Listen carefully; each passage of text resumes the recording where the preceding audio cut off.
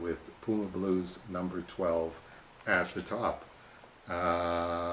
Closest I can get to the date is a letter from K. Reynolds at the Dawning Company, which says, way back when we first talked about Dawning doing something for you with Cerebus, I held on to these hoping we would finally get together on something. At any rate, I'm leaving Dawning, as you probably know by now, and I wanted to get this back to you. What it was a colored proof. This is what Cerebus would look like in color. And it was just no way. I tried to open my mind and say, yeah, let's color the Cerebus pages, and no. She writes, glad everything is going well for you. I was recently able to get my own copy of Church and State, and it was brilliant. I wish I had been able to get a copy of High Society too, but procrastinated too long. Well, there's always the next printing. Hope things continue to go well for you. Take care and have fun. All the best. K. Reynolds. And it's right there on the Dawning Company stationery, the company that did the first set of color reprints for ElfQuest. The other thing that I would have been doing that day, I would imagine, I don't know when I started doing this, September 23rd, 1987 would have been the 5th anniversary of Jean Day's death.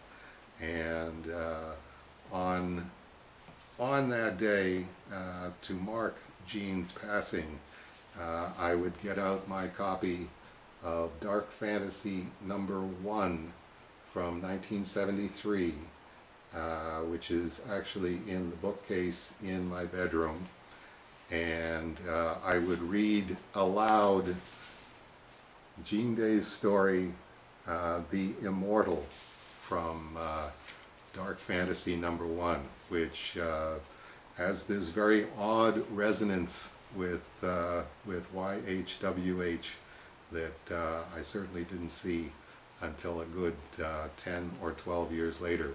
So always makes September 23rd every year a very vivid Memorial Day for me here at the White House. And moving on from there, how are we doing for time? Okay, about halfway there. Remember when World's Finite Comics #1 was the rarest Cerebus #1 apart from Cerebus #1 itself at 2,700 copies? We have a new champion. Just came in the other day. Love and Aardvark's #1, clocking in at 2,500 copies, a drop of 200. So if we do have confirmation that they have arrived at Diamond Plattsburgh and will be circulated from there, and this should definitely be a last Wednesday of the month release. April 25th, I think, is the last Wednesday in April this year. So we won't do Sean Robinson's jingle this week, because we'll get people confused going, is it the last Wednesday of the month? No, we'll wait until the Friday before the last Wednesday of the month, and then we'll give you Sean's jingle. The other interesting news, Cerebus and Hellwise, is actually got a reorder for the one before World's Finite Comics, Amazing Cerebus #1, with all the 300s on the cover.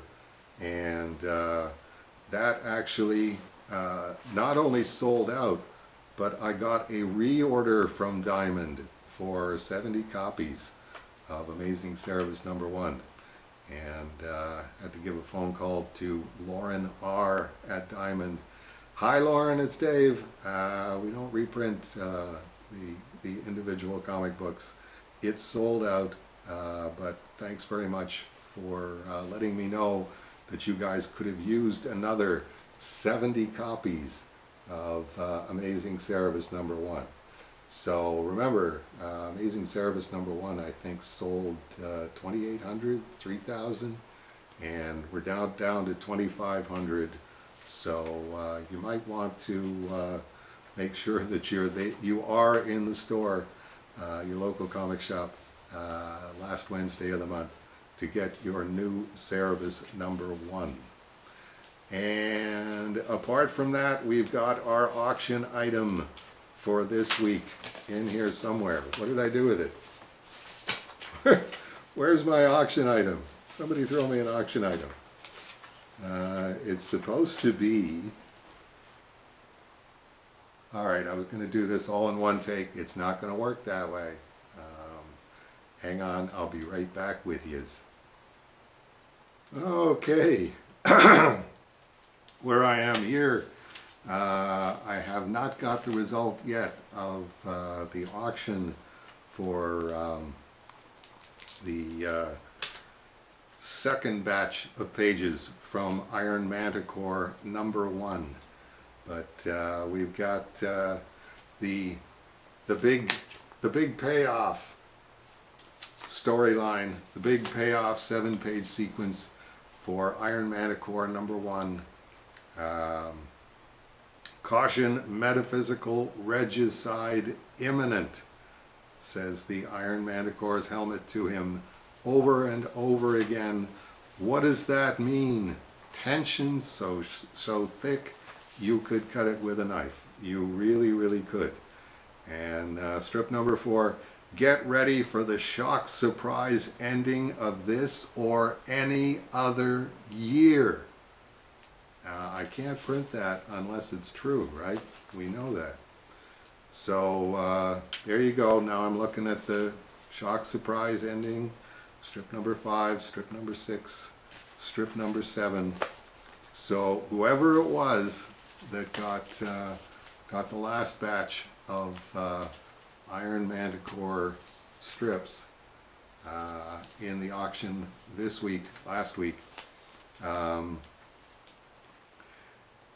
is going to be sitting there going, oh, I gotta get it. Otherwise they have to wait until 2019.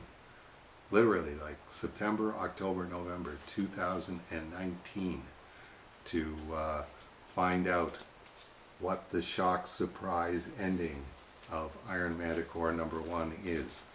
And as I said before, and as I've said each time with the auctions, you get all the little bits of paper that go into making a Cerebus in Hell week's worth of strips, included with the actual strips that I faxed to Benjamin Hobbs and David Birdsong for their production.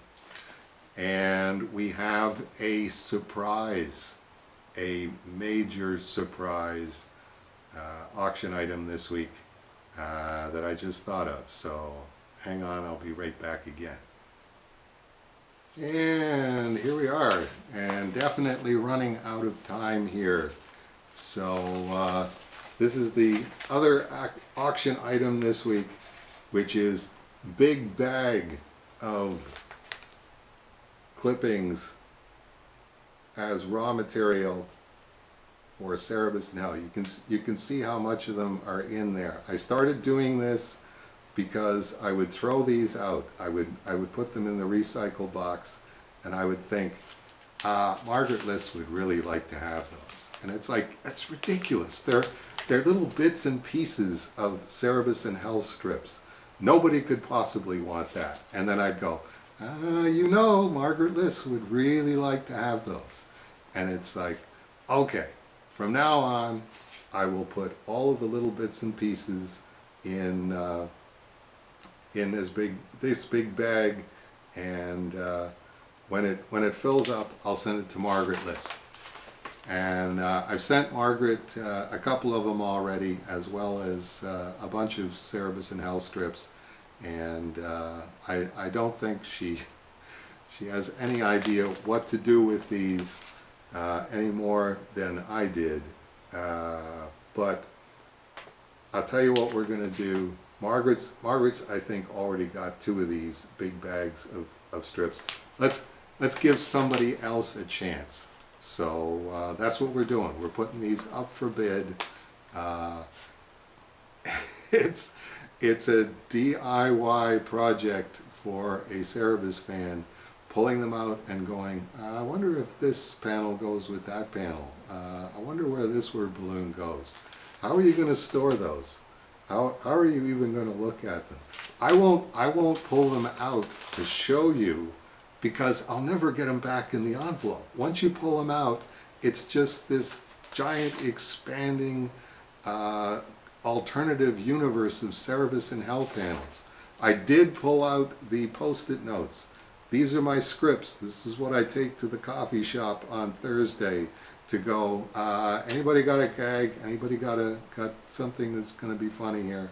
So you get, there you go, Cerebus and Hell scripts on Post-it notes.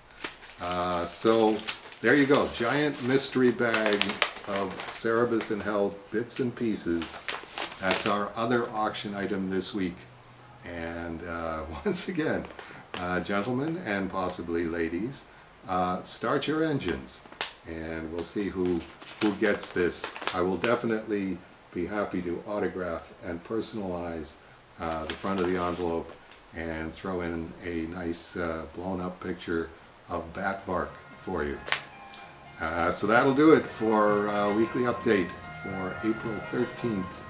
I hope we'll see a bunch of you next week for the April 20th weekly update.